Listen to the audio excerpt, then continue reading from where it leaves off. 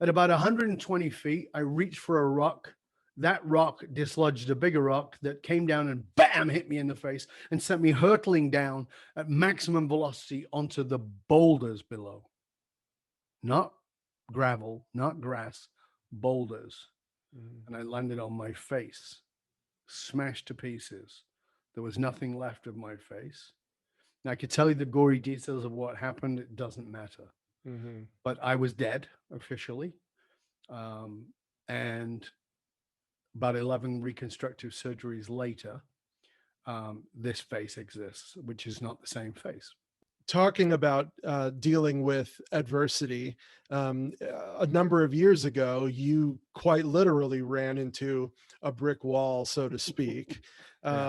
where you had an accident that you've written about and spoken about openly that I'm Mhm. sure was transformative in your life. Can you tell us a little bit about that and how that changed the trajectory of your life from there on? Yeah, that people will often say that must have been the point that changed your life. It wasn't, and I want to explain that to people Mm, because um, there are events that happen in our lives that are often misinterpreted. So in June 1990, I was about as successful as I'd ever been up until that point. I was traveling the world. I was speaking all over. I had a nice big American car. That was how I knew I was successful mm, because I was born in the UK. We didn't have big American cars. uh, And things just, it was feeling really great. And on a particular time, I came back from a tour, I took a few days off, and I went to a place called Whistler, which mm, is in British Columbia, where the mhm, Winter Olympics in 2010 were held. I decided that day that I would go to a place called Brandywine Falls with my buddy, which is where this glacial water comes streaming down at high velocity and jumps off the edge of a 200-foot cliff to mm, pound on the bottom, and it creates this enormous spray. It's incredibly beautiful.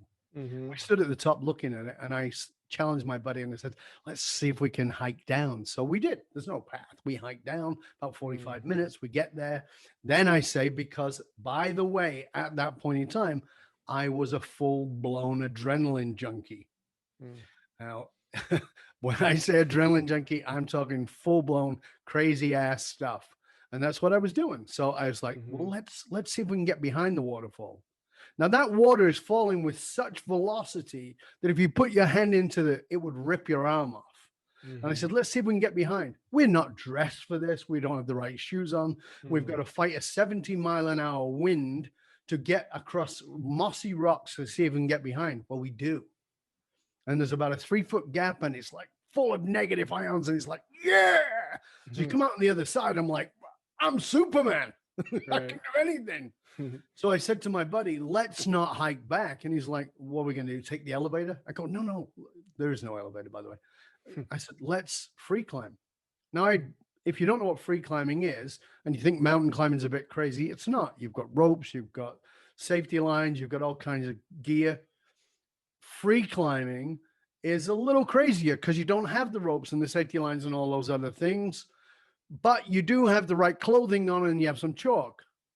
What is really insane is trying to do that in the wrong shoes while Mhm. soaking wet. And that's what we began to do. Oh boy. At about 120 feet, I reached for a rock. That rock dislodged a bigger rock that came down and bam, hit me in the face and sent me hurtling down at maximum velocity onto the boulders below. Not gravel, not grass, boulders. Mhm, And I landed on my face, smashed to pieces. There was nothing left of my face. Now, I could tell you the gory details of what happened. It doesn't matter. mhm, But I was dead officially. Um, and about 11 reconstructive surgeries later, this face exists, which is not the same face. I got smashed to pieces. But one of the things I'd like to point out here is everybody thinks that's the moment that changed my life. The yeah. recovery was reasonably fast, probably a year physically, Mm, because I was in wicked good shape.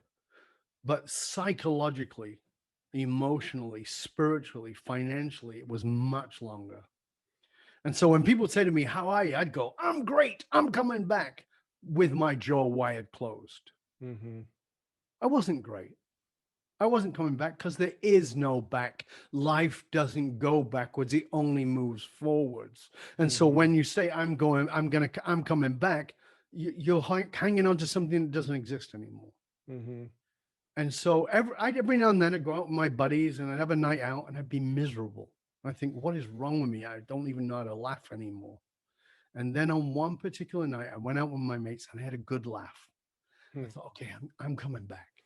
And that night I came home and I opened the back door and the light from outside festooned across across the kitchen, and there was garbage everywhere. There was kitty litter, there was cans, there was meat packages. It smelled horrible, and I knew exactly who the culprit was. I'd gone from pure joy and feeling like I'm coming back to pure rage. I was infuriated. I knew who it was. I knew the culprit was, and I was looking to kill the culprit. Kill. I marched around the house and I got into the living room, and in the living room, there, curled up on the couch, all comfy, was the culprit. I raised my hand to strike, but I'm not a violent person. Halfway down, the rage had faded enough for me to remember, this is not who I am. I put my hands down and scooped up my cat in my arms, brought that cat to my chest, and realized it was stone cold. It was dead. I fell to my knees and I began to sob, not for the cat. It took me a couple of minutes to realize I wasn't sobbing for the cat. I was sobbing for the life that was gone.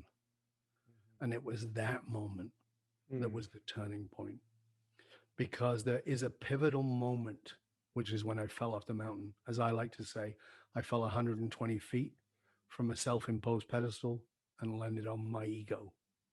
That was the catalytic pivotal moment. But the choice point is that moment where it feels like everything can go back to normal and you choose not to go to normal. So that moment of being on the floor in my knees, feeling like it could all go back to normal, and then realizing I can't do this. There is no back. I got that. I could stay where I am. That's incredibly seductive, to feel like a victim. I don't really have to try so hard. Or there was a third option, which is to find out why I am here on this planet and step fully into that. That was the transformational moment. That was the moment that took, and that didn't happen quick. That was hard work. It was therapy. It was journaling. It was meditating. It was painful, but it created this, me, and the difference I'm committed to make. And when you look back, incredible story, by the way, told passionately, and thank you for being open and willing to share that with people. Hopefully some people will benefit from hearing that story. Prior to that, you had said something like you were at the pinnacle of your career, top of the world, everything was great, perfect. Comparing that to where you are now, Yeah. how would you, relatively speaking, describe the time pre-accident to once you got through all of the shit and gotten yourself to where you are today? How do those two things compare? That's interesting. I never even thought about that before. There's no comparison, none at all. So I was successful. Like I said, had a nice car, lived in a nice house, had plenty of money. Sure. The depth of my soul was not there. The depth of my relationships was not there. So all of those things didn't matter. Am I successful now? Yes, I'm very successful. I do great work with wonderful people. I work with some of the best in the world at what it is they do: athletes, entertainers, leaders, CEOs, ambassadors, whatever it is. I work with all these people, but it's not from the same drivers anymore. So for me, there's no comparison. And besides which, back in those days, I wasn't married, and I don't know where I would be without my bride, my queen. And I honestly, we had conversation about this recently, and I said, I'm pretty certain that if I'd have met you before I fell, I would have done a great job at getting rid of you, because I just didn't have the depth that I needed. Amazing story. So again, thank you for sharing that.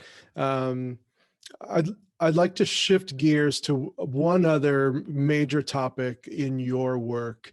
We've talked a lot about storytelling. I'm really also interested in talking about leadership. Mm-hmm. I know is a passion of yours and something you do Absolutely. a ton of work around. Yeah. Reading about you, and I was reading about how you talk about how leadership is not a position, Mm-hmm. and you tout what you call actualized leadership, or perhaps Yeah. that is a thing that I wasn't aware of prior. So take us through that a little bit and how you position those things and how you go about teaching them. Thank you. So, first of all, we have to use the reference point of leadership in the traditional form, which has been up until fairly recently command and control. I'm the boss, I'm in charge, I'm the leader, do as I say, not as I do. It doesn't require integrity of any kind, it requires authority. And unfortunately, we still live in the shadow of that. There's still some of it, of course, it's clinging on by its fingernails. Mm-hmm. And the problem with it is, if you were brought into leadership by that kind of a leader, then that's probably the kind of leadership you're going to do, unless you decide to do something better. Mm-hmm. The problem is that millennials are now 40 years old at their oldest, right? 41 years old today as we Mm-hmm. record this. So what does that mean is, well, millennials have got fantastic bullshit meters. They're not interested in working in a command and control environment. So you have to learn how to lead without being a command and control leader. So what does that mean? Number one, so let's just start with this. If you were a command and control leader, you were trained to believe that showing any weakness, any vulnerability, any chink in your armor, not Mm-hmm. knowing the answer is fatal. You're dead in the water. They'll take you out. Mm-hmm. And that is absolutely wrong. If you have to lead today, you have to lead from a place of service and vulnerability. I'm here to serve, but I don't necessarily have all the answers. Therefore, I have to ask the questions. My job is to, certainly as the leader, is to move you towards an outcome, to get you involved in a vision and a movement that we're creating, because it is a movement. My part of my job, though, is to show you that I am doing what I'm asking you to do. I don't have the right to ask you what to do, what I'm not willing to do. So when I say, it's important that we're collaborative and we ask each other questions, but I don't bother, everybody goes, well, that's not true. Mm-hmm. They're listening. They're listening to your behavior as well Yeah. as your words. So the next thing about that is, you've got to be vulnerable with yourself, not with others, with yourself first. You've got to get to know you. Hence, we're back at the beginning of our conversation. What do you need to know about yourself that needs to be revealed? Then you reveal that to them. So people think about this vulnerability. It's wonderful work that, for instance, Brene Brown has done. We've been talking about vulnerability for 30 years. Brene Brown's brought it to the surface, and it's fantastic that she's done that. But people misunderstand it. So they do a couple of things. They do either faux vulnerability, FAUX, which is, this will sound vulnerable, so I'll say this, but there's no emotional content in it. And everybody can tell it's just your story. You're not connected. Or they do the other kind of vulnerability, which is emotional vomit, which nobody wants. Nobody wants you to tell you the emotional vomit of your life. Mm-hmm. They want to know what's relevant to them. As a leader, your job is to deliver the vulnerability and pay attention to the reciprocity of that. So you deliver a small chunk and you watch what you get back. That tells you whether to go further or to hold. And you only deliver a little bit at a time and you build on that. Now, people go, well, I don't know if that works. And I'll say, okay, so is it important as a leader that you have loyalty? They go, yes. Has that been a problem for leaders to try and keep your top people? Yes. Okay. That's why I wrote the book, Fiercely Loyal. Fantastic. So now let me ask you this question. Can you imagine in your mind right now, can you picture in your mind right now, someone you've known who is a dear, loyal friend that you've known for, let's say, 5 years or about 5 years. You could probably picture somebody. Okay, great. This is a dear, loyal, trusted friend. Yes. Okay. On the other side, I want you to imagine somebody you've known for about the same amount of time who is merely an acquaintance. You go, okay, good, got them, fantastic. Now, let me ask you a question. What's the difference? Well, often people, that's why I gave you time, because often people say, well, it's the amount of time. No, it's not. We just said the same amount of time. So what's the difference? What makes this one a loyal, trusted friend and this one an acquaintance? Yeah. The answer is vulnerability, reciprocal vulnerability. My very unsophisticated term for that is they know your shit and you know theirs, and neither of you are willing to use it against them. They just know you. You're willing to let them in, but you didn't likely get to there right away. It took time, and there was a reciprocity. There was a path being taken step by step with each other. So if you're a leader, you've got to bring your team around you, and you've got to share at that vulnerable level, but not, like I said, not puking it all on them. Just give them a little bit, let them give you a little bit, step by step. And as that vulnerability builds between you, the loyalty increases. As the loyalty increases, people will want to be there for you to deliver what it is you want. Not because a paycheck is important, although that is, but because they care about you. If you don't love your people, someone else will. Well, what is love? It's vulnerability. It's reciprocal vulnerability. If you're not really in love with anybody until you have that vulnerability, that's why in the beginning of a relationship, we go, I can't believe I'm telling you this. I've never told anybody. And then you tell them. And then they go, oh, that's so beautiful. Thank you for sharing that with me. That vulnerability is what bonds us. Yeah, I'm listening to you and I'm thinking about my own experience. I can see the cogs turning. Yeah, as a leader, and I'm also thinking about other people that I know, some of which have been tremendously successful leaders, others have struggled with it. Yep. And there's definitely a lot of truth to what you're saying. I wouldn't have thought of it. I think of it as things that are more superficial, like openness and communication, and of course caring, and all of those are important, but they all sit under the surface of vulnerability. That's really what drives every adjective that I can think of that makes a successful leader bubbles up to that macro topic. And all those things you just said are great, but here's what I mean. In the end, this is like back to story and back to how to communicate with people. All those things are great, but guess what? They're all generalities that people go, oh, yeah, okay, we got to care. All right. Nobody's really listening to that. Yeah. Nobody's because everybody can check the box. I'm working with a family right now, a multi-generational family of multi-generational wealth. And on their wall, they say transparency. Right? We've got to, it's one of our highest values is transparency. I asked each person one question, never got any transparency. I go, this is bullshit. It doesn't matter what you put on the wall. It's what you're walking and talking. So we've all got these right words like transparency and caring and communication and innovation. It doesn't mean anything. Meaning is subjective. So why am I saying all of these things? Because here's what it comes down to.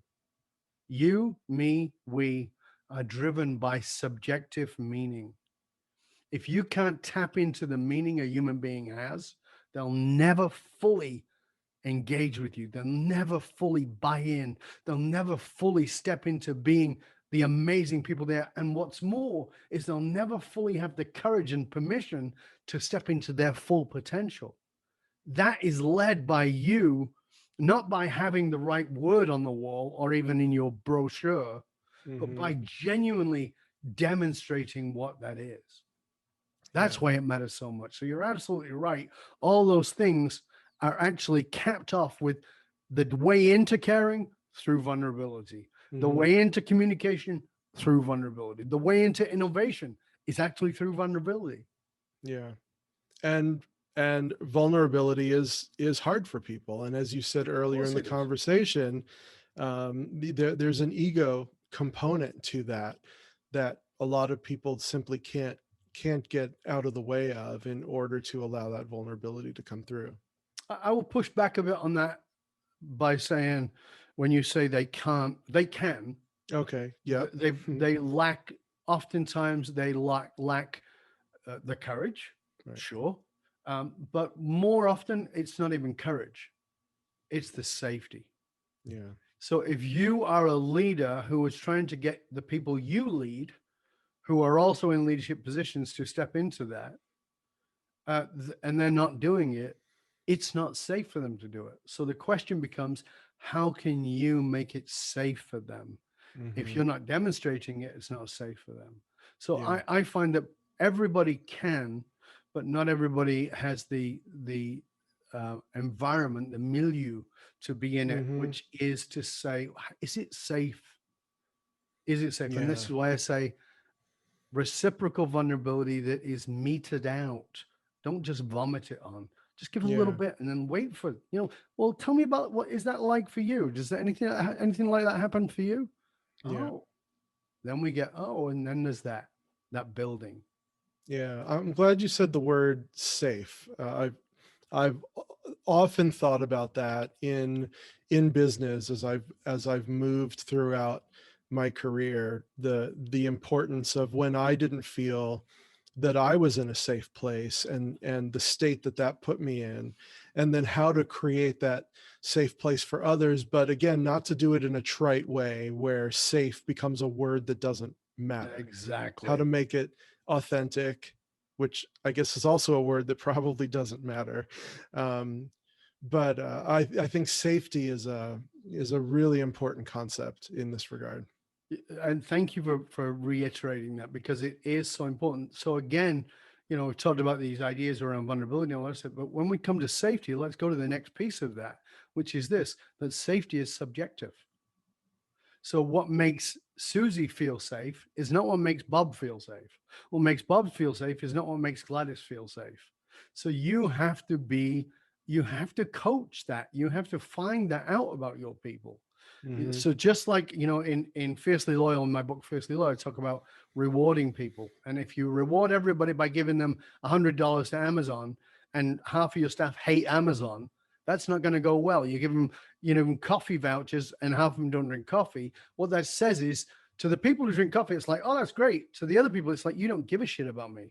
You don't even know that I don't like coffee. So that's, so it's the same thing with safety. What makes somebody feel safe is entirely subjective. And you have to take the time to find that out. You have to take the time to actually inquire, when do you feel unsafe, Bob? When do you feel psychologically unsafe? When do you feel psychologically just like you could just spread your wings? Oh, Yeah. I never knew that. That's good to know. And you have to note that, pay attention to that, and be able to provide that. And a lot of leaders will say, well, I don't have time for that. You don't have time not to do it. Right. You don't. If you want to Yeah. stay in business, you don't have time not to do it. Well, that's what you just said is what I was hearing as you were describing it, that clearly what you talk about is leadership is not, it's not one to many. It's not one size fits all. To be an effective leader, you really have to put in the work to care about and understand everyone that you are in a position to lead. Absolutely. And what we call it in the book, in Fiercely Loyal, I call it become a CRO. Whether you're the janitor or the CEO, you need to add CRO to your title. And it stands for Chief Relationship Officer. You have to make relationships primary. And that can't be done as as a generic thing. You have to find out. Now, leadership is both. It is macro and it is micro. The micro is, I'm going to have a relationship with this person and find out about them, but I also have to convey a story, a purpose, a set of values, maxims, what's non-negotiable inside of our organization, what is the bigger purpose of why we're doing this. I also have to convey that at a very large level. Mm-hmm. so that everybody is engaged with that and cares deeply. And we're full circle back to storytelling. You got it. Absolutely. And that's what it is. Yeah. Yeah. So I was recently asked a question that I thought was really nice. It had never been asked of me this way before. And so I'd like to ask it of you. And that question that I was asked is, what's giving you energy right now? What's giving me energy right now? I would say right now, as in this very moment, what's giving me energy is the opportunity to share. It's what always gives me energy, the opportunity to potentially impact the life of someone else. Part of my purpose contains this phrase, which is to impact the lives of those whose names I will not know and who may never know my name. Mm-hmm. So if somebody's listening to this podcast, maybe they're not the kind of people who give us feedback. Maybe it just impacts their life. Mm-hmm. Or maybe they will tell us, but they'll also tell their grandchild, and that grandchild doesn't need to know my name. So that sense of impacting the lives of others, of lifting people up, is very important to me, but not from a place of motivation, but from a place of inspiration, in spiritus, which comes from Latin to draw out. And what I want to draw out is the soul and the courage of that human being to Mm-hmm. go out into the world and do something that is true to them, not to me, to them. Yeah. Yeah. Thank you for that. So, for those who want to learn more about your work, what are the best ways for them to do that? Thank you for asking. I appreciate that. You can, of course, go to my website, which is dovbaron.com, dovbaron.com. You can find out more about me there. You can also find us on YouTube. Like I said, 700 videos there. You can also find us on the Dragon's Den, where there's a certain chap called David Paull, who also is a contributor. Dragon's Den is our outlet on Medium. It's a publication on there. And of course, Twitter, LinkedIn, all those kinds of places are easy to find. If you Google me, I'm everywhere. And the other thing I'm going to say to you is this: whether you want to work with me or not, or want to find out if it's possible to work with me or not, I want to challenge you, if that's okay. And what I'm going to challenge you to do is this: I'm going to give you my private email, dov@dovbaron.com, dov@dovbaron.com. And what I'm going to ask you to do is to write to me and CC David, because we want to know, what did you get out of this? And more importantly, what are you going to do with it? Information is worth the whole in the donut. Transformation comes from application. What are you going to do with it? David takes the time to find great guests for the show to come on, who valuable information, valuable guests who get paid many thousands of dollars an hour to come here and deliver to you this valuable information. So he needs to know that you got value out of it. Write to him, tell him what you got out of it. Go on iTunes or wherever it is you listen to the podcast, rate, review, and subscribe to the show. And don't hoard. Be abundant. Share the show with everybody else. Not just this episode. I'm talking about David's show. Share it with others. Write to him. Tell him what you got out of this show with me. Write to me. I want to know that, what you're going to do with it, and get it out there. Let's make a difference. Let's tap into people's souls. Let's bring them back to their really deeply soulful story that can allow them to make a difference in the world, because you've got that in you. I believe in you. There is magnificence in all of us. We just got to find the courage to bring it forward. Yeah.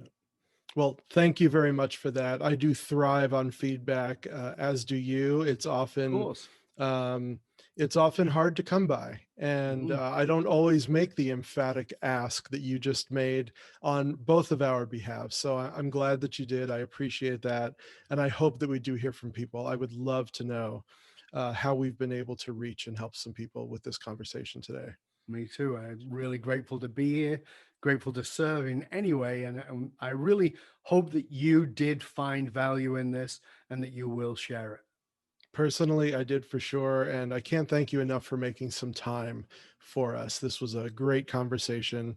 learned a lot, and you delivered a lot of value. So you delivered on that promise for sure. Thank you very much. Thank you, David. It was my pleasure and honor.